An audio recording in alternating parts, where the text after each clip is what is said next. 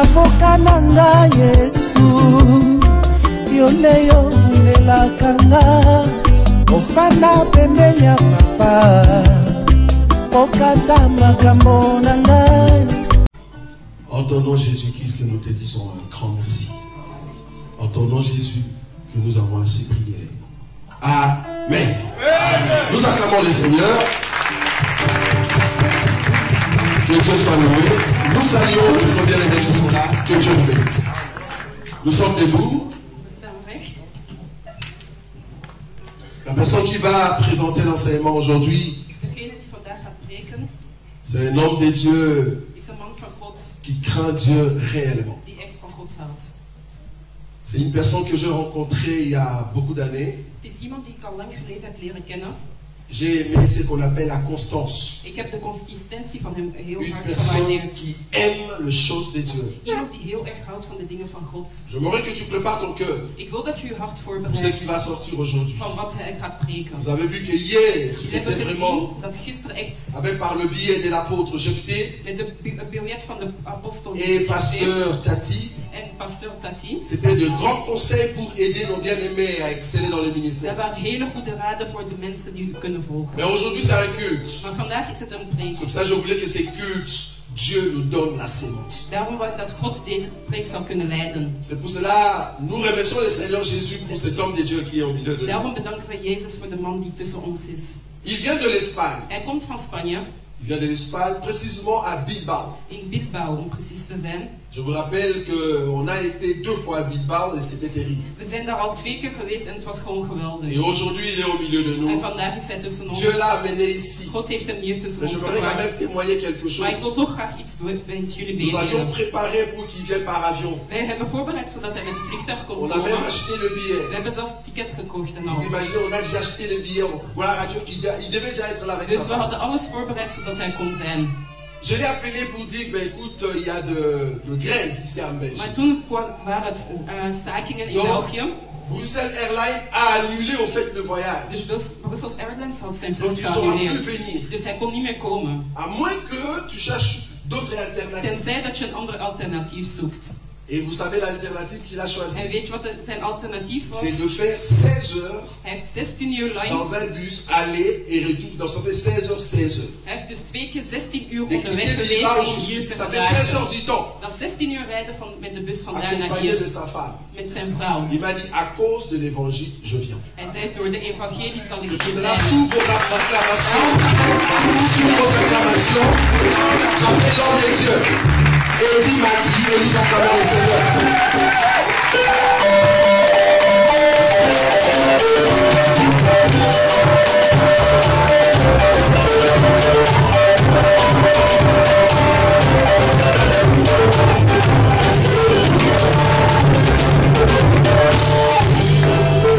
Alléluia.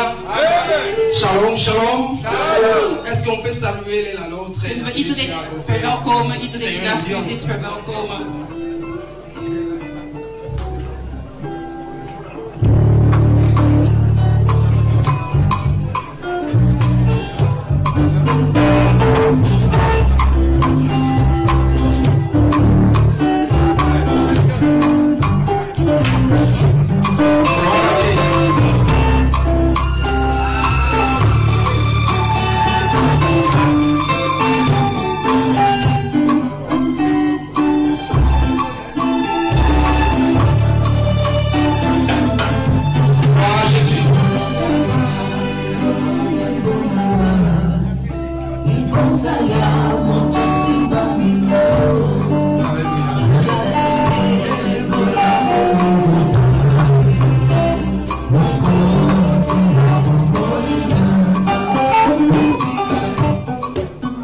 Alléluia. Amen. Nous pouvons vous asseoir. Nous bénissons le Seigneur qui a permis que nous puissions être là aujourd'hui pour faire son œuvre. Le docteur Roger Bouleli a dit déjà mon nom. Dr. Bouleli heeft al mijn naam voorgesteld. Et je ne pense pas me répéter. En ik zal mezelf niet herhalen. Parce que nous sommes ici pour parler de Jésus. Want we zijn hier om over Jezus te praten. Je me suis fait accompagner de mon épouse. Ik ben gekomen met mijn echtgenote. Qui m'accompagne partout. Die overal met mij meegaat. Je lui demanderai de se lever pour saluer. Ik vraag haar om recht te staan zodat we haar kunnen groeten.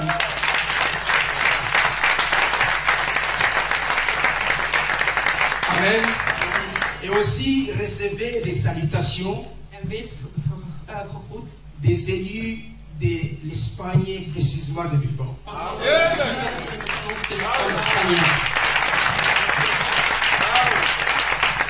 Je voudrais témoigner ma reconnaissance. Ik wil iets meedelen over mijn geschiedenis. À cet homme dédié, le docteur Roger Bouleli.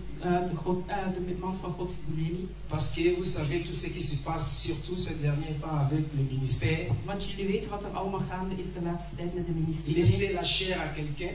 U preek toelaten aan iemand anders. On doit le connaître d'abord. Je moet het eerst kunnen toelaten. Je témoigne ma reconnaissance à cet homme. Ik wil hem dankje zeggen. Et qui est en train de faire une œuvre vraiment formidable. Omdat hij echt een hele mooie wil aan het doen is. Alléluia. Et que le Seigneur bénisse tous les hommes de Dieu qui sont ici. En dat God alle mannen van God zegent die hier aanwezig zijn. Nous avons été merveilleusement bénis par les hommes de Dieu qui ont défilé hier. En we zijn echt gezegend geweest voor de mannen van God die hier et nous sommes aanwezig encore zijn. bénis pour tous les serviteurs. Quand nous parlons des hommes de Dieu, c'est-à-dire les serviteurs, vous en êtes tous. Wanneer wij over mannen van God praten, praten we over alle volgelingen van God. Quand nous écoutons les prédications que le Seigneur nous donne à travers les bien-aimés qui sont là, oh, c'est formidable. Wanneer wij luisteren naar hun preek, dat is gewoon geweldig. Et j'aimerais ici, avec la permission du docteur Roger, demander que les portes, faire une invitation, que les portes de l'Espagne soient ouvertes pour les bien-aimés, pour que vous puissiez venir en train de propager l'évangile. Met de toestemming van de Bouleli graag zodat jullie allemaal welkom zijn in Spanje. Alléluia. Que Dieu bénisse tous les hommes de Dieu et que tout le monde, vraiment, soyons dans cette chaleur de l'évangile. Amen et amen. God jullie allemaal zegenen in de naam van Jezus. Alléluia. La prédication de preek que j'avais préparée pour donner, die ik vandaag had voorbereid, hier dans 2 minutes, gisteren in de tijdspanne van 2 minuten, le frère Boyka avait tout donné. De broeder Boyka had ze allemaal gepreekt. Il n'a pris que 2 minutes pour expliquer tout ce qui était en moi. Hij had maar 2 minuten nodig om alles te zeggen dat ik wou preken vandaag. Ce que je vais faire aujourd'hui, dus wat ik vandaag ga doen, je vais essayer un peu de m'accrocher. Ik ga proberen om mij te entre le docteur Roger Bouleli, tussen de dokter Bouleli, qui nous a donné un beau sous-thème, die al een goede onderthema heeft gegeven, et le frère Boyka, en de broeder Boyka. Donc nous allons créer une autoroute de 3. We gaan eigenlijk het stroomweg. Je vais essayer peut-être comme Moïse. Ik ga proberen te zijn zoals Mozes. À côté de Aaron. Tussen Aaron et Ur. En Ur. Et à chaque fois que je vais changer de bande, en telkens als ik van rijbaan verander, je vais rejoindre le frère Boyka. Ga ik ofwel naar de frère Boyka, ou rejoindre le docteur Roger. Of naar de broeder. Alléluia. Ouvrons nos Bibles. We doen onze Bijbel open. Nous prenons le texte qui nous a été donné. We gaan een tekst nemen die ons al is gegeven. Nous sommes dans le livre d'Exode, chapitre 31. Exodus 31. Et nous prenons le verset premier. En het eerste vers. Je ne sais pas si on va lire jusqu'à quel verset. Ik weet nog niet tot welke vers we gaan lezen. Exode chapitre 31. Exodus 31.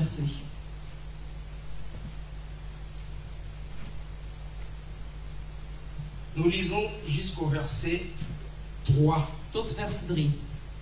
L'Éternel parla à Moïse et dit: Sache que j'ai choisi Betsalel, fils d'Uri, fils de Hur, de la tribu de Juda.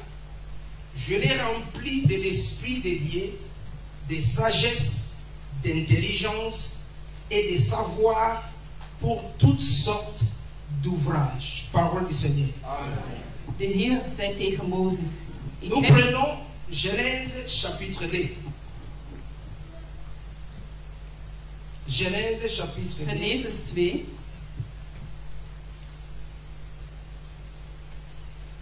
Et nous lisons le verset 15. Vers 15. L'Éternel Dieu prit l'homme et le plaça dans le jardin d'Éden pour les cultiver et pour les garder. Parole du Seigneur. Amen. Nous prions que le Seigneur qui explique ces choses, qu'il vienne lui-même donner l'explication. Ik vraag aan God om zelf de uitleg te komen geven van deze versen. Alléluia. J'aimerais quand même que quelqu'un puisse m'aider à lire quelques versets parallèles. Ik zou graag vragen of iemand mij kan helpen om enkele versen te lezen. Romains chapitre 16. Romeinen 16. Verset 25 à 26. Vers 25 tot 26. Romains chapitre 16, à partir du verset 25 à 26. La Bible déclare: à celui qui peut vous offrir selon mon évangile et la prédication de Jésus-Christ, conformément à la révélation du mystère caché pendant des siècles, mais manifesté maintenant par les écritures des prophètes, d'après l'ordre du Dieu éternel, et porté à la connaissance de toutes les nations, afin qu'elles obéissent à la foi. À Dieu, seul sage, soit la gloire au siècle des siècles, par Jésus-Christ. Amen. Amen. Encore une autre écriture, notre bien-aimé, c'est Galates, chapitre 1er, verset 12. Galaten 1, vers 12. Galates chapitre 1er, verset 12.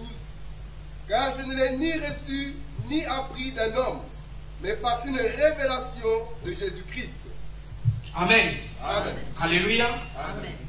Bien-aimé dans le Seigneur, Geliefde in Jezus. la Bible, De Bijbel, si on demande de donner la définition de la Bible, als we vragen om de definitie te geven van de Bijbel, nous disons que c'est les récits d'histoire où Dieu parle de lui-même. dan kunnen we zeggen dat het eigenlijk een geschiedenis is over hoe God sprak over zichzelf.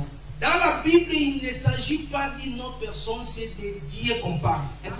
De Bijbel spreekt alleen over Jezus zelf. De Genèse Van Genesis jusqu'à l'Apocalypse. tot Apocalypse. Quand bien même que vous voyez, on parle d'Adam. Zelfs wanneer jullie zien dat we over Adam praten, C'est Jésus qu'on parle. is het eigenlijk over Jezus dat we spreken. Alléluia. Christ lui-même, quand il parle aux pharisiens, il leur dit ceci. Wanneer Jezus praat tegen de Farizeeën, zegt C'est hij, un verset que nous récitons souvent. is een vers die wij vaak gebruiken. Jean 5, 39. Johannes 39. Vous sondez les Écritures. Jullie luisteren naar de woorden. C'est parce que vous croyez que dans ces Écritures, il y a la vie. Want jullie denken dat in die woorden het leven zit. Mais cependant, Maar les eigenlijk, Écritures que vous lisez là, de woorden die jullie daar lezen, elles parlent de moi. gaan eigenlijk over mij. Christ nous dit Jezus zegt que tegen ons les Écritures parlent de lui. dat de versen die we lezen, dat het gaat Voilà over hem pourquoi zelf. Daarom nous cherchons Christ à travers les zoeken wij Écritures. altijd Christus door de woord. Paul nous dit ceci, la parole à travers notre bien-aimé Paul nous dit ceci. Paulus zegt tegen ons, Le Seigneur de Heer, avait quelque chose qu'il avait prévu. hij had iets al voorbereid. Et cela devrait donner le salut. Donc il parlait du salut. En door die woorden zou de redding komen. Et la Bible dit que Dieu l'a caché vraiment soigneusement comme un secret, En de comme un Bijbel zegt mystère. dat God het heel goed heeft bewaard zoals een geheim. Mais Paul dira, Maar Paulus zegt, pour que les nations zodat de volkeren arrivent à toucher le salut, kunnen aanraken, il faut que les nations comprennent ce mystère. moeten de volkeren begrijpen wat die mysterie Donc il is. n'y a pas de salut Dus er is geen redding quand on n'a pas compris le mystère que Dieu avait caché. als we niet de mysterie hebben begrepen die God heeft Et Paul geheim dit gehouden. ceci, En daarom zegt Paulus, ce que moi j'explique, wat ik jullie uitleg, je ne l'ai pas eu de l'homme, ik heb het niet van een man mais c'est gekregen, par révélation maar het is door de que je l'ai revelatie reçu. dat ik het heb Donc gekregen. il a reçu la Dus révélation hij heeft de revelatie du gekregen mystère caché van een mysterie die geheim qui gehouden is, donne le salut. die de redding geeft. Et il explique, En hij legt uit, il dit ceci, hij zegt dit. Paul dit, nous expliquons la sagesse de Dieu. Paulus zegt, wij leggen de wijsheid van God uit. Cette sagesse qui a été Die cachée wijsheid die verborgen was. durant des siècles. Gedurende eeuwen. Et c'est ce que nous sommes en train d'expliquer. En dat zijn wij dus aan het uitleggen. Donc, bien aimé dans le Seigneur, Dus geliefde in de Heer. ce que l'apôtre Paul est en train d'expliquer, Wat de apostel Paulus aan het uitleggen is, c'est la sagesse. is de wijsheid. Amen. Et directement, nous comprenons En door dat begrijpen wij que c'est cette sagesse-là que Dieu avait donnée à Bethsalem. dat is de wijsheid die hij aan Bethsalem heeft gegeven. La Bible dit ceci. De Bijbel zegt Dans Exode chapitre 31, in Exodus 31. Dieu dit, j'ai choisi Bethsalem. Ik heb Bethsalem uitgekozen. Alléluia. Et la Bible est tellement précise. En de Bijbel is zo precies. Dieu va donner même la généalogie de Bethsalem. Dat de Bijbel zelfs zijn onderstamboom gaat uitleggen. Dieu va révéler qu'il était de Juda. Ze gaan zeggen dat hij van Juda komt. S'il y a un livre où il n'y a rien de hasard, Als er een boek is waar niks c'est la toeval Bible. is, dan is het de Bijbel. Parce que Dieu n'a jamais mis même une simple virgule par Want hasard. God heeft zelfs een komma niet zomaar geplaatst. Ce n'est pas pour rien Het is niet voor que niks Dieu va révéler l'attribut de Bethsalem. dat God de tribu van Bethsalem gaat openbaren. Et Dieu dit ceci, En God zegt dit. je l'ai rempli Ik heb het gevuld de l'esprit de Dieu. met de geest van God. Dieu dit d'abord, je l'ai rempli de l'esprit de God Dieu. zegt eerst, ik heb hem gevuld met de geest van Et il God. continue à dire, En hij zegt dan nog daarbij, l'esprit de sagesse en de geest van de et wijsheid d'intelligence. en van de slimheid. Pour accomplir les ouvrages. Om alles te openbaren. Alléluia. Donc là nous voyons Dus daar zien we que l'esprit de Dieu, dat de geest van God, quand ça touche quelqu'un, wanneer het iemand ça aanraakt, se définit à travers la sagesse et l'intelligence. dan openbaart het iets door de slimheid en de wijsheid. Et Paul dit, En Paulus zegt, nous prêchons la sagesse de wij Dieu. preken de wijsheid van God. Donc là nous voyons frère, Dus daar zien wij, la sagesse que Paul était en train de prêcher, de wijsheid die Paulus aan het preken was, c'est ce que Dieu avait donné à is Bethsalem. wat hij aan Bethsalem heeft Donc gegeven. Bethsalem et Paul sont en train de faire la même œuvre. Dus Bethsalem en Paulus zijn hetzelfde aan het doen. Est-ce que vous me saisissez? Alléluia. Dieu donne à Bethsalem la sagesse. God geeft aan Bethsalem de wijsheid. Paul prêche la sagesse. Paulus spreekt de wijsheid. Et Bethsalem En Bethsalem et Paul, en Paulus, mais les deux sont en train de faire l'œuvre de la sagesse. ze doen allebei de wil van de wijsheid. Ils communiquent la sagesse. Ze communiceren de wijsheid. Alléluia. Dieu va appeler Moïse sur la montagne. God gaat Mozes op de berg roepen. Il va révéler à Moïse Hij gaat aan hem openbaren le ciel. de hemel. Il va révéler à Moïse les secrets. Hij gaat aan hem de geheimen openbaren. Les secrets qui cheminent au salut. De geheimen die brengen naar de redding. Et Moïse a vu cela sur la montagne. En Mozes heeft dat op de berg gezien. Et Moïse descend. En Mozes gaat naar Et Dieu beneden. dit à Moïse, En God zegt tegen Mozes, va faire exactement ga precies doen comme tu as vu sur la montagne. zoals je hebt gezien op de Mais berg. souvenez-vous, bien aimés dans le Seigneur, Maar herinner je goed, Dieu est en train de parler à Moïse. God praat met Mozes. Dans Exode 4, je crois 10. In Exodus 14. Moïse va affirmer. Mozes gaat Il bevestigen. dit, je ne parle pas bien. Hij zegt, ik spreek niet goed. J'ai pas un langage Ik heb facile. geen makkelijke taal. Dans quelques versions, on dit, je n'arrive pas à communiquer ce que je veux In communiquer. sommige versies zeggen we van, ik kan niet communiceren zoals ik het wil. Donc à chaque fois Moïse veut parler, Dus elke keer als Mozes il wil ne peut pas praten, parler. kan hij niet praten. En quelque sorte, Eigenlijk les gens ne peuvent pas comprendre kunnen Moïse. mensen hem zelfs niet begrijpen. Et Moïse descend. En Mozes gaat naar Le beneden. Seigneur lui dit, En God zegt tegen hem, va faire exactement ga precies ce que doen tu as vu sur la wat je montagne. hebt gezien op de berg. Donc ce que Moïse est en train de Dus faire, wat Mozes doet, c'est le salut, is eigenlijk de le redding. chemin du salut. De weg naar de Il est redding en train de communiquer gaat hij comment communiceren. le Fils vient pour donner le Hoe salut. de zoon gaat komen om de redding te geven. Mais comment il le fait? Maar hoe doet hij het? Dieu lui dit de le faire matériellement. Want God zegt het om het materieel te Moïse doen. doit rassembler les gens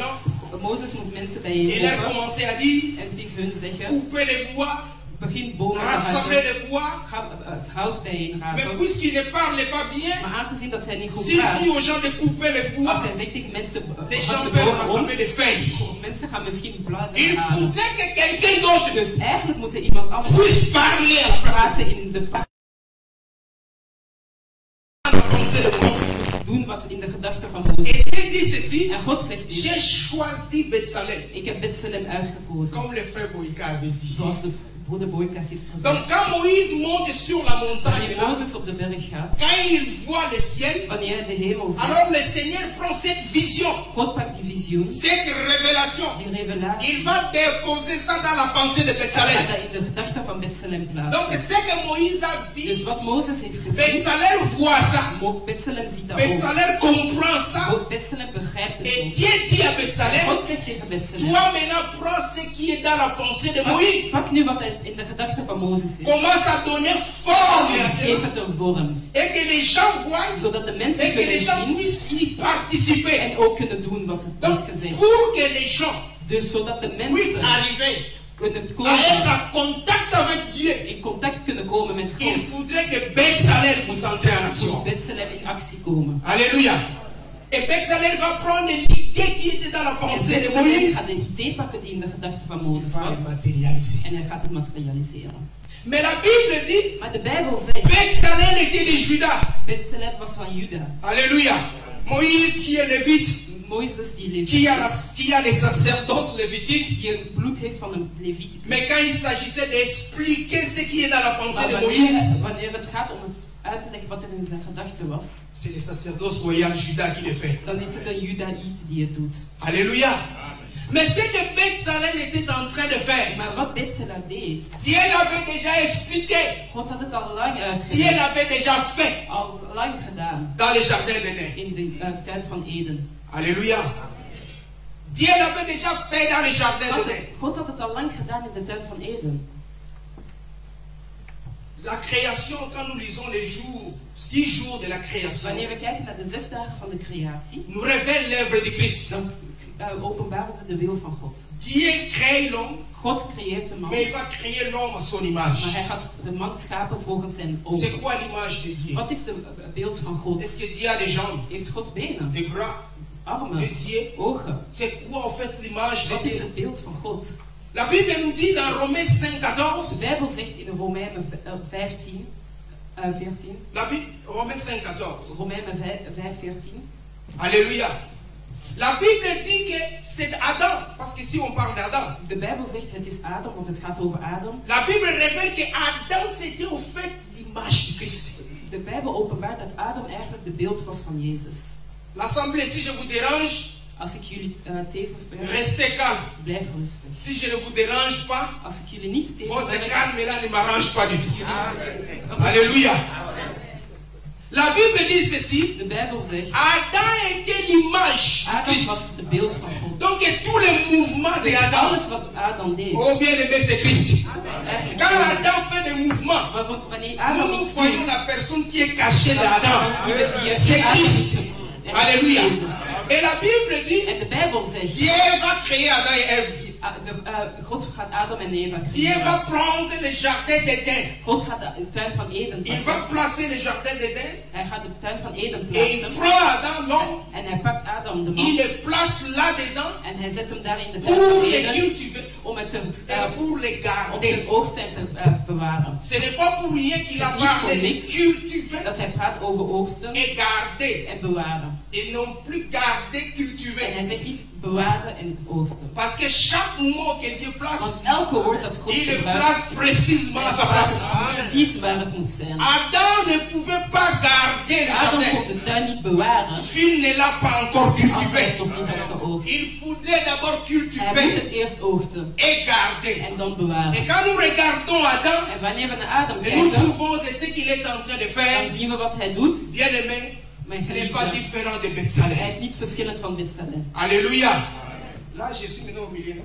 Daar ben ik nu in het midden. J'ai touché les deux balles. Ik heb toch de twee rijden Alléluia. aangeraakt. Adam n'est pas différent de Betsalel. Adam is niet verschillend van Betsalem. Et la Bible dit, En de Bijbel zegt, Dieu le place pour garder le jardin. hij plaatst hem om de tuin te bewaren. Les jardins, dans le jardin, il y a l'arbre de vie. In de tuin van Eden is de boom van wijsheid. Souvenez-vous, le Seigneur a dit ceci. Quand De, l'homme a péché, God zei tegen de man toen hij heeft gezondigd. maintenant que l'homme est devenu comme l'un de nous, Nu aangezien dat de man zoals ons is geworden, empêchons-le. we gaan hem Qu'il puisse mettre tegenhouden, sa main zodat hij et zijn hand, prendre de cet arbre et manger. we gaan hem tegenhouden zodat hij geen Et boom kan aanraken. vivre En zodat hij kan éternellement. leven tot de eeuwigheid. Donc pour dire, Dus om te dans le zeggen, jardin, in de tuin van il y Eden avait cette possibilité de mogelijkheid om eeuwig te leven. Amen. C'est pour cela qu'il dit dans l'Apocalypse. Daarom zegt hij in Apocalypse. Celui qui vaincra, degene je lui donnerai le fruit de l'arbre de vie. Ik zal hem de boom geven van de wijsheid van Celui het qui leven. vaincra, Dus hij die overwint. De l'éternité. Ik geef hem de eeuwigheid. Les jardins en fait. De tuin in sprake openbaart de l'éternité.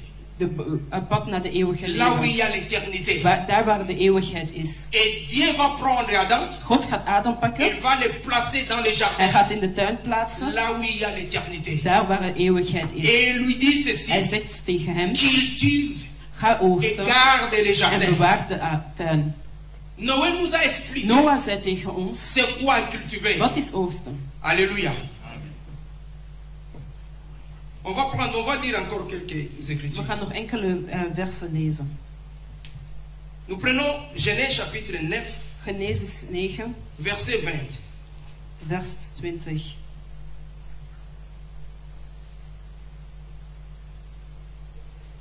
Genèse 9, verset 20. Genesis 9, 20. Genèse chapitre 9, verset 20. Il est dit, Noé commença à cultiver la terre et planta de la vigne. Alléluia. Il but du vin, s'enivra et se découvrit au milieu de sa tente. Alléluia. La Bible dit Noé commença à cultiver la terre. De Bijbel zegt dat Noah begon te oogsten. Mais qu'est-ce qu'il va faire? Il planta. Maar wat gaat hij doen? Hij gaat ook planten. Cultiver, dus oogsten is planten. Donc Dieu dit, dus God zegt Adam, tegen Adam de planter, om te planten, de cultiver, om te oogsten. Apôtre Paul nous a dit, Apostel Paulus zei tegen ons, quand on plante, quand il fait l'œuvre, wanneer we planten, dus het wil doen, comment ça s'appelle? Volgens de apostolistische wil dat zeggen, planten wil zeggen, ik heb geplant, en Apollos heeft geoogst. Donc là nous sommes en train de voir l'œuvre ministérielle. Daar zien we de ministerie wil. Alléluia. C'est pour cela nous avons dit, daarom hebben we gezegd, ce qui se passe dans les jardins wat gebeurt in de tuin van Eden, avec Adam, met Adam, n'est pas différent, is niet verschillend van wat Betsalem deed. Alléluia. Ici nous voyons, wij zien hier, Noé cultive, Noah oogst, va cultiver et planter. Hij gaat oogsten en planten. Et apôtre Paul nous dit, en apostel Paulus, j'ai planté. Ik heb geplant. En quelque sorte, j'ai donné la semence. Dus met andere woorden, ik heb de zaadzel gegeven. J'ai communiqué la semence. Ik heb de zaadzel gecommuniceerd. Et là nous voyons, en daar pour zien que wij, l'homme puisse donner la semence, zodat de man de zaadzel kan il geven, doit d'abord en recevoir. Hij moet het eerst kunnen krijgen. Alléluia. Il doit d'abord recevoir ce qu'il donne. Hij moet eerst kunnen krijgen wat hij gaat geven. Lisons encore une autre. We gaan nog een vers lezen. Genèse 2:5. Genesis 2:5. Genèse chapitre 2 verset 5. Genesis hoofdstuk 2 vers 5. Genèse chapitre 2 verset 5. Lorsque l'Éternel Dieu fut une terre et des cieux, aucun arbuste des champs n'était encore sur la terre, et aucune herbe des champs ne germait encore, car l'Éternel Dieu n'avait pas fait pleuvoir sur la terre, et il n'y avait point d'homme pour le cultiver le sol. Alléluia. Il n'y avait pas d'homme pour le cultiver. Il n'y avait pas de pluie. Er was geen regen. Pour que l'homme puisse cultiver le sol, zodat de man kan oogsten, il faudrait que Dieu envoie d'abord la God pluie. regen kunnen brengen. L'homme avait besoin de la pluie. De man heeft regen nodig cultiver. Om te oogsten. Pour que Adam puisse cultiver. Zodat Adam kan oogsten. Le jardin que Dieu lui a donné en charge, il a besoin d'abord de la pluie. Et le Seigneur dit ceci, quand il donne sa parole, c'est la pluie qu'il envoie sur la terre. Donc pour qu'Adam puisse cultiver, il devrait d'abord recevoir cette pluie-là, cette parole-là, pour qu'il puisse à son tour cultiver. Zodat hij op zijn beurt kan oogsten. Alléluia. On va lire encore. We gaan nog een vers lezen. Jesaja 55, 55, vers 10.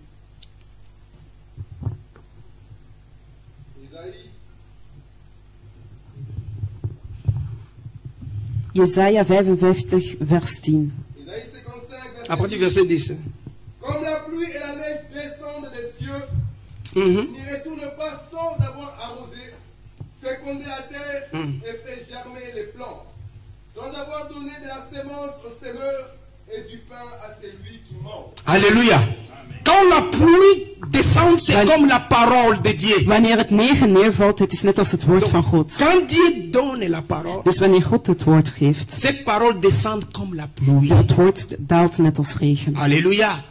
Donc Adam qui devait planter, Dus Adam die moest planten, il oogsten. faudrait que Dieu donne d'abord la Hij moet hem pluie. eerst regen geven. Et quand Dieu donne la pluie, En wanneer God de regen c'est là geeft, où l'homme peut cultiver. het is daar wanneer de man kan oogsten. Bien-aimé dans le Seigneur, Geliefde in de Heer. Moïse va voir sur la montagne Mozes gaat op de berg l'œuvre qui donne le salut. de wil zien die de redding zal Il geven. descend, il ne peut pas parler. Hij gaat naar beneden en kan niet eens Je me demande praten. même comment Moïse ne pouvait pas Ik parler. vraag me zelfs af, hoe kan Mozes niet praten? Parce que le bien-aimé Étienne nous révèle, Want de geliefde Etienne dans je reveleert crois Actes ons, chapitre 7, ik denk 22, in Handelingen 22, que Moïse était puissant dat Mozes machtig was en œuvre, en acte et en parole. in alles wat hij deed. Donc en quelque sorte on peut dire Moïse était puissant en langage. Dus we kunnen eigenlijk zeggen, Mozes is sterk met zijn woorden. Mais comment Moïse ne parle pas bien alors qu'il est puissant quand il parle? Dus hoe kan Mozes niet goed kunnen praten als hij machtig is met zijn woorden? Moïse qui dit au Seigneur, Mozes die zegt tegen de je ne Heer, parle pas bien. ik praat niet goed. Ce que je vais dire, Dus wat ik ga alors je ne zeggen, peux pas le dire. ik kan het niet zeggen. Mais c'est le même Moïse, Maar het is dezelfde La Bible Mozes dit, waarvan de Bijbel il est zegt puissant en langage. dat hij heel sterk is met Et woorden. nous comprenons ici, bien aimé dans le En hier Seigneur, begrijpen wij met que God Moïse, dat Mozes, c'est tout simplement le mystère qui ne s'explique pas. dat het gewoonweg de mysterie is die zich niet openbaart. Moïse ne peut pas expliquer ce que Dieu lui a donné. Mozes kan niet openbaren wat God hem heeft uitgelegd. Voilà pourquoi Daarom, cette pensée de die Moïse, gedachte van Dieu Mozes, va prendre ça, God gaat die il nemen va donner ça à en hij Betsalel. gaat daar een Betsalel geven. Betsalel est en train d'expliquer Betsalel Moïse. is aan het uitleggen wie Mozes is. Betsalel est en train de matérialiser Hij is Moïse. Mozes aan het materialiseren. Betsalel est en train de rendre ce que Dieu avait donné à Moïse palpable. Hij is aan het nemen wat God aan Mozes heeft gegeven en openbaart het met Et ce woorden. qui explique en fait Moïse, En wat hij dus uitlegt, ce sont les apôtres, bien aimés dans le zijn Seigneur. de apostelen. Comme l'apôtre Paul dit, Zoals de apostel ce Paulus que zegt, je vous dis là, wat ik jullie daar zeg, je l'ai reçu par ik révélation. heb het ontvangen via een Et ce openbaring. qu'apôtre Paul était en train de communiquer, En wat de apostel Paulus was aan het il communiceren, expliquait les prophètes. hij was de profeet aan het uitleggen. Voilà pourquoi il dit dans Romains, Daarom zegt hij in ce Romeinen, que Dieu a caché pendant longtemps comme mystère, wat God gedurende eeuwen heeft bewaard als geheim, c'est ce qui est révélé. dat is vandaag Et geopenbaard. c'est ce qui amène en fait les nations à recevoir le En salut. dat brengt de naties om de redding te ontvangen. Et ce que les apôtres expliquaient, En wat de apostelen uitlegden, c'est ce qu'ils ont appelé sagesse. en dat is wat ze hebben genoemd wijsheid. Cette sagesse que Dieu a cachée Die pendant le wijsheid die temps. God gedurende eeuwen heeft bewaard. Donc là, bien aimé dans le Dus Seigneur, daar, mijn geliefden, nous voyons Betsalel comme celui qui fait l'œuvre des we apôtres. zien Betsalel zoals iemand die de wil van de apostelen doet. Betsalel, c'est lui qui explique les prophètes qui ne peut pas parler. Betsalel die uitlegt wat de profeet is die niet kan praten. Or, l'œuvre que fait Betsalel, Dus de wil die Betsalel doet, c'est que nous appelons l'œuvre apostolique. wat wij noemen de apostolistische wil, Apostolique, c'est ça, non? apostolistische wil, C'est ce que Adam a fait dans le jardin is wat d'Éden. Adam heeft gedaan in de tuin. Cultiver et garder. Oogsten en bewaren. Bien aimé dans le Seigneur, Mijn geliefden in de Heer. cultiver et garder, c'est quoi? Wat is oogsten en bewaren? C'est l'œuvre du ministère. Dat is eigenlijk de wil van de ministerie. En cultivant et en gardant, Door te oogsten en te bewaren, Adam était en train de faire que l'œuvre was ministérielle, Adam eigenlijk gewoon de ministerische wil aan het doen. apostolique, Apostolistische, prophétique, profetisch, évangélique, evangelist, pastoral, pastoraal, docteur. dokter. Il a incarné tous les 5 Hij ministères heeft eigenlijk al de 5 en ministeries cultivant. in hem genomen en En geoogst gardant. en bewaard. Donc, cultiver et garder, Dus bewaren en oogsten c'est en fait expliquer la is pensée de Dieu. eigenlijk de gedachte van God uitleggen. Alléluia. Bien-aimés dans le Seigneur, Mijn geliefde, le Seigneur, quand nous regardons les jours, les 6 jours de la wanneer we création, kijken naar de 6 dagen van de creatie, nous l'avons dit, ça explique en fait la pensée de Dieu. wij zeggen dat het eigenlijk de gedachte van God uitlegt. Et là, nous voyons, En daar zien wij, Adam est en train d'expliquer le Adam is Seigneur. aan het, God eigenlijk aan het uitleggen. C'est pour cela que nous avons dit que la Bible parle de Dieu. Daarom zeggen wij de Bijbel praat over God.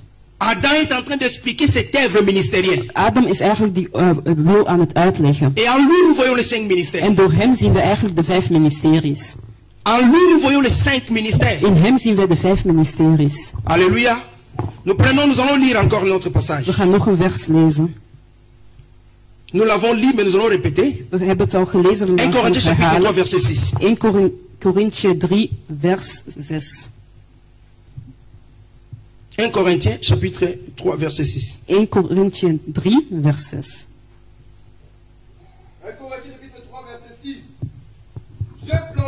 J'ai planté. Apollos a arrosé. Mais Dieu fait croître.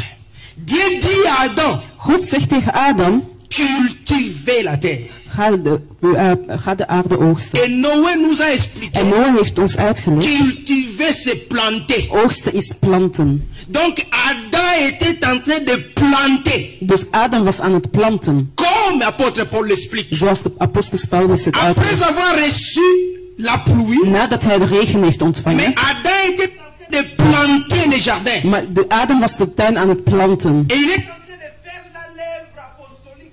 en hij is de apostolistische wil aan het doen. De evangelische wil. Ça marche pas.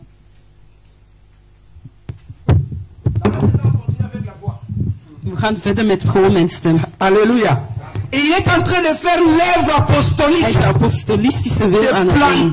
Door te planten. Et de planter la parole. En het woord te planten. Alléluia. Il va planter les jardins. Hij gaat de tuin planten. Les jardins ne peuvent pas être gardés si c'est pas encore cultivé. Je kunt de tuin niet bewaren als het nog niet geoogst is. Cultiver c'est planter. Oogsten is planten. Quand on dit cultiver, wanneer we zeggen c'est oogsten, planter. Is planten eigenlijk. Et qu'est-ce qu'Adam pouvait planter? En wat kon Adam planten? Il plante la parole. Hij plantte het woord. Et quand il finit de planter, en wanneer hij klaar is met planten, il va passer en l'œuvre, il va passer au ministère prophétique. Dan gaat hij over tot de profetische ministerie. La Bible dit, de Bijbel zegt, Dieu va donner Adam. God gaat Adam geven.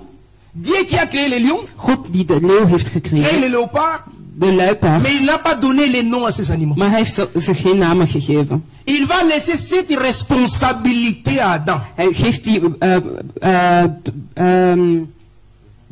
verantwoordelijkheid aan Adam. Et pour que les noms que Adam donnera, en zodat Adam de namen kan geven, dans le ciel God in de hemel accepteert dat. Alléluia. Je vous ai donné l'autorité. Ik heb jullie de autoriteit gegeven. Ce que vous lierez ici-bas, wat jullie hier lezen, le ciel est d'accord avec toi. Geaccepteerd. Alléluia. Donc Dieu attend que Adam dus God wacht tot Adam fait quelque chose doet, et que lui dans le ciel zodat hij in de hemel daarmee akkoord gaat. Et pour qu'Adam puisse faire cela, en zodat Adam dat kan doen, Adam doit rentrer dans la pensée de Dieu. Moet Adam in de gedachten gaan et comprendre les caractéristiques de chaque animal. En de karakter van elk dier. Révéler cela à travers ce qu'il dit de l'animal. Openbaren zodat door de manier dus Dus hij zegt tegen de dier, en jouw naam is een leeuw. C'est-à-dire le caractère d'un chef. Dus de karakter van een baas. Celui qui va gouverner, celui qui va régner. Iemand die gaat reageren. En le ciel dit, en de hemel zegt, c'est que Adam tu dis de lion. Wat de Adam zegt over de leeuw. À partir d'aujourd'hui, ça fait le lion. Il est en train de prophétiser le caractère de chaque animal. Het karakter van elk dier is. Pour dire, pour donner, pour expliquer les lions. Om uit te leggen wat een leeuw is. C'est qu'il comprend la force du lion. Dat moet je begrijpen wat de kracht van de leeuw is. Il comprend la mission du lion. Dan weet je wat de missie van de leeuw is. Il est en train de prophétiser. Hij is aan het profetiseren. Comme Jacob qui avait appelé ses enfants. Zoals Jacob die zijn kinderen had geroepen. Il prophétise sur chacun de Hij was over elk van hen aan het profetiseren. Il dit, venez, je vais vous parler. Hij zegt, kom, ik ga met jullie praten. Des choses qui arriveront dans le futur. Over dingen die in de toekomst zullen gebeuren. Il va parler sur sur chacune des tribus. Hij gaat praten over elke stam. Et il va prophétiser sur eux. Hij gaat over hen profetiseren. Et Adam a appelé tous les animaux. En Adam heeft alle dieren geroepen. Il a donné les caractères qui étaient dans la pensée de Dieu. Hij heeft de karakters gepakt die in de gedachten van God waren. En heeft het aan elk dier gegeven. En de hemel dit ceci, zegt, ainsi soit-il. Zo zal het zijn. Alléluia. Par Parce qu'il était en accord avec Dieu. Want hij was akkoord met God. Ce qu'il a dit, c'est ce qui était dans la pensée de Dieu. Wat hij heeft gezegd was in de gedachten van Sinon God. Dieu devrait le désagréer. Anders zou God niet akkoord gaan. Hij zou het niet meer akkoord gaan. Maar God heeft het geaccepteerd. Wat Adam doet. C'est parce que omdat il a reçu, il est entré dans la pensée de Dieu. Want hij is in de gedachten van God gegaan. De parler, en hij is aan het praten. Comme Dieu. Zoals God. Et ce qu'Adam était en train de faire. En wat Adam aan het doen was. C'est fait l'œuvre de Christ. Is eigenlijk de beeld van Christus. Parce que pour le faire, om het te kunnen doen, l'esprit de Dieu en moet je de geest van God in jou hebben. En de Bijbel zegt, de profeten van de oude tijden, die over Jezus hadden gepraat, die hebben de geest van Christus ontvangen. Halleluja. Or, quand Adam dit, par exemple, dus bijvoorbeeld wanneer Adam zegt tegen de leeuw van je bent een leeuw, wat heeft hij in de leeuw gezien om te zeggen dat het een leeuw is? Halleluja. Qu'est-ce qu'il a vu dans le lion? Wat heeft hij in de leeuw gezien? Amen. Il a vu le lion matériel. Hij heeft de leeuw materieel mais en gezien. lui, il voit un lion. Maar in hem ziet hij een leeuw. Il voit celui qui représente la royauté. Hij ziet wat een royaliteit is. Il voit celui qui représente le pouvoir. Hij ziet wie dat de macht voorstelt. Il voit le vrai lion. Hij ziet de echte leeuw. Le véritable lion de echte leeuw que Jean va voir dans l'Apocalypse. Die Johannes gaat zien in Apocalypse. C'est pour cela en parlant du lion. Daarom als we over een leeuw praten. Adam lui a donné le caractère d'un chef. Adam heeft hem de karakter van een baas gegeven. Parce qu'il a compris. Want hij heeft begrepen. Que cet animal c'est un animal. Deze dier. Mais en réalité il cache Christ. Een dier, maar in het echt is hij eigenlijk Jezus. Il avait la pensée prophétique. Hij heeft de profetische gedachten. Il voit les choses. Hij ziet de dingen. Et il les déclare. En hij verklaart et quelques années après. En enkele jaren na. Quand le Seigneur vient. Wanneer Jezus komt. Le Seigneur dit les lions que vous voyez là. De leeuw die jullie daar zien is eigenlijk ik. Alléluia. Est-ce que je vous dérange? Stoor ik jullie? Votre calme là ne m'arrange pas. Jullie stilte doet mij niks. Alléluia. Ça c'est le ministère prophétique. Dat is de profetische ministerie. Donc Adam ici dus Adam est en train de faire l'œuvre ministérielle. De wil van de ministerie aan het doen. Les choses célestes. De dingen van de hemel. Il explique ce qui est dans la pensée de Dieu. Hij zegt wat er in de gedachten van God is. Alléluia. Et même Adam. En zelfs Adam. Il va faire l'œuvre d'un enseignant, d'un docteur. Hij gaat de wil doen van een dokter. Parce que Dieu va créer Adam. Want dus God gaat Adam creëren. En Eva is daar niet. Dieu va dire des choses à Adam. God gaat dingen tegen Adam zeggen. En Eva is daar niet. Alléluia.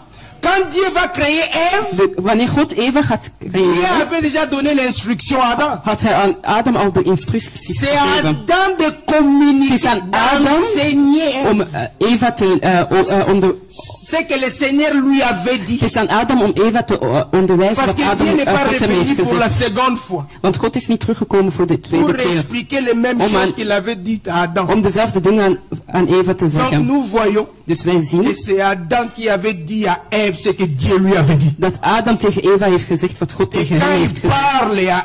En wanneer hij tegen Eva praat, nous voyons Christ, dan zien we Christus qui enseigne l'église. Die de kerk onderwijst. Want Eva is de kerk. Et Adam, lui, là, maintenant c'est Christ. En Adam is Christus. Qui va enseigner l'église. Die de kerk gaat onderwijzen. Voilà pourquoi nous disons. Daarom zeggen wij. Ève doit écouter Adam. Eva moet naar Adam luisteren. C'est Adam l'enseignant. Adam is de onderwijzer. Dieu a donné l'instruction à Adam. God heeft aan Adam instructies gegeven. C'est Adam d'enseigner Ève. Het is aan Adam om Eva te onderwijzen. Ève ne peut pas enseigner Adam, frère. Eva kan Adam niet onderwijzen. Quand Ève a commencé à enseigner Adam, wanneer Adam is beginnen te onderwijzen, ils ont inversé les rôles. Ze hebben de rollen verwisseld. Et quand les rôles est inversé, en wanneer de rollen zijn verwisseld, il y a un problème. Dan is er een probleem. Et ici Adam fait l'œuvre d'un enseignant. Adam de wil van een onderwijzer. Qui enseigne l'église. Die de kerk onderwijst. Vous savez bien aimé dans le Seigneur. Jullie moeten weten. On enseigne que l'église. We onderwijzen enkel de kerk. Quand je parle de l'église. Wanneer ik spreek over de kerk. Quand je parle de l'église. Wanneer ik spreek over de kerk. Je parle pas du bâtiment en fait. Ik praat niet over het gebouw. Je ne parle pas de là où nous allons. Non, je parle pas des endroits. Ik praat niet over plekken. Je ne parle pas de noms ou bien de dénominations. Ik praat niet over namen of benoemingen. L'église l'église, au fait, c'est nous, en fait, les enfants de Dieu, les appelés, ceux qui ont été mis à part sur la parole. Là où le Seigneur a dit, là où deux ou trois se réunissent à son nom, Alléluia. Là où les enfants de Dieu sont réunis, où l'écriture est au milieu, c'est là où Dieu est. C'est ça l'église. C'est nous. Alors on enseigne que l'église. Voilà pourquoi Paul, pour enseigner, il enseignait les disciples. Jésus, quand il parlait, quand il donnait la parabole, il donnait la parabole à la foule. On n'enseigne pas la foule. Mais quand il finit, il va retirer les disciples à côté. Pour leur donner maintenant l'enseignement, l'explication de la parabole. Parce que on enseigne seulement l'église. C'est-à-dire les disciples. C'est-à-dire les élus. C'est-à-dire les appelés. C'est-à-dire les saints. Celles-là, qui ont reçu l'onction. Donc Adam ici qui donne la parole à Ève, c'est-à-dire c'est quelqu'un qui enseigne en fait l'église. Parce que si Adam c'est l'image de Christ, Ève c'est l'image de l'église. Voilà pourquoi le Seigneur a dit, voilà pourquoi même dans 1 Timothée 2, la Bible déclare qu'Adam n'avait pas été séduit. C'est Ève qui a été séduite.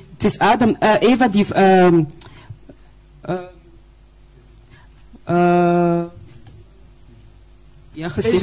me pose parfois la question. Adam, tu n'as pas été séduit. Mais comment tu as péché? Et nous comprenons bien que Adam a péché délibérément. Donc c'est-à-dire, il a voulu participer au péché de sa femme pour la sauver. C'est Christ qui n'a pas péché, mais qui doit se faire pécher. Alléluia. Donc Adam ici enseigne Ève. C'est le ministère doctoral. Alléluia. Après avoir enseigné, après avoir cultivé, c'est-à-dire planté, après avoir prophétisé sur tout ce que Dieu avait fait, c'est là où maintenant Adam va garder le jardin. Le jardin ne peut être gardé que quand ce jardin a reçu, a été bien planté, bien cultivé, garder son fait conserver. Conserver à un état, un bon état. Pour que ça puisse être bien conservé, il faudrait d'abord cultiver cela.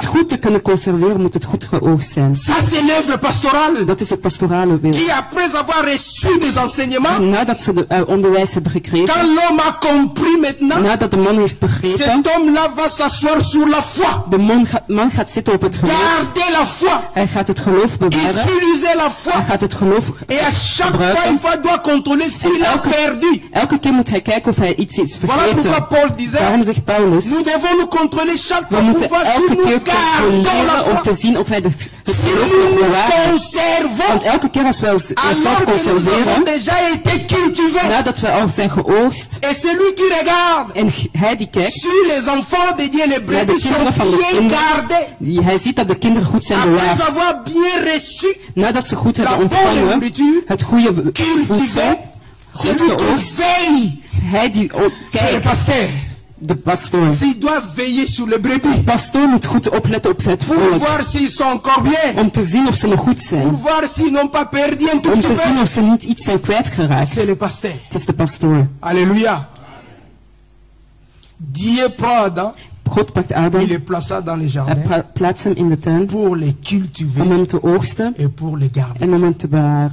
Bien-aimés dans le Seigneur, En fait, moi, je voulais pas prêcher. Ik wou eigenlijk niet preken. C'est le docteur Roger avec le frère Boyka. Het is de dokter Roger en de frère Boyka. Moi, je voulais tout simplement ik wou eigenlijk les prendre comme ça sur les épaules pour de twee samen op mijn schouders nemen, zodat we samen kunnen stappen. Om te zeggen, mijn geliefde. Parce que c'est là où je vais chuter. Het is daar dat ik ga vallen. Que Bezalel est en train de faire l'œuvre ministérielle. Is de ministeriële wil aan het doen. Expliquer Moïse. Hij is Mozes aan het uitleggen. Materialiser Moïse. Mozes materialiseren. Et c'est Bezalel là. Het is Bezalel. C'est au fait ce que le Seigneur a dit dans Ephésiens chapitre 4 verset 11. Het is wat God heeft gezegd in Efeziën 4 en il a donné les uns.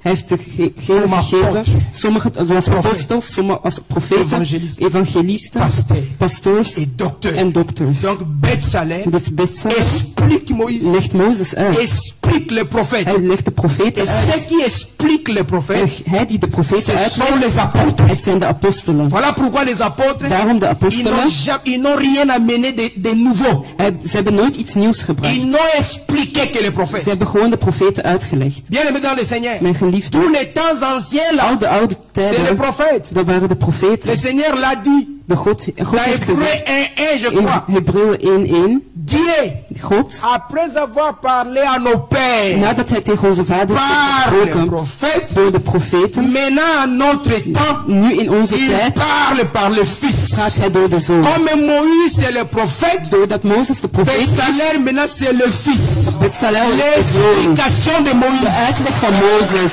Alléluia. Il expliquait Moïse. Hij legde Mozes uit. Or Dieu en avait déjà fait dans le jardin in de tuin gedaan. À travers Adam. Door Adam. Qui n'est rien d'autre que l'image du Christ. Niets anders is als de beeld van Jezus. L'œuvre qu'Adam était en train de faire dans le jardin. Adam in de tuin aan doen was. Est identique avec l'œuvre de Bezalel. Identiek met die van Bezalel. Voilà pourquoi. Daarom. Bezalel ne pouvait être que de Juda. Bezalel kon enkel van Juda zijn. Parce que. Omdat. Il fait en fait le lion là que Adam est en train d'expliquer dans le jardin de leeuw aan het doen die Adam was aan het uitleggen. C'est le ministère, comment dire, c'est le sacerdoce royal. Het is de onderdanigheid van de royaliteit. Qui explique le sacerdoce lévitique. C'est en fait Bezalel comme Juda, Bezalel die een Juda was, een koning, du roi, qui explique Lévi. Die Levi aan het uitleggen was. Dus Bezalel et Lévi en Mozes sont en train de faire la même œuvre. Zijn eigenlijk hetzelfde. Donc Moïse reçoit. Dus Mozes ontvangt. Comme il ne parle pas. Maar aangezien dat hij niet praat, hoe gaat hij tegen de zeggen? Il faut couvrir les faits.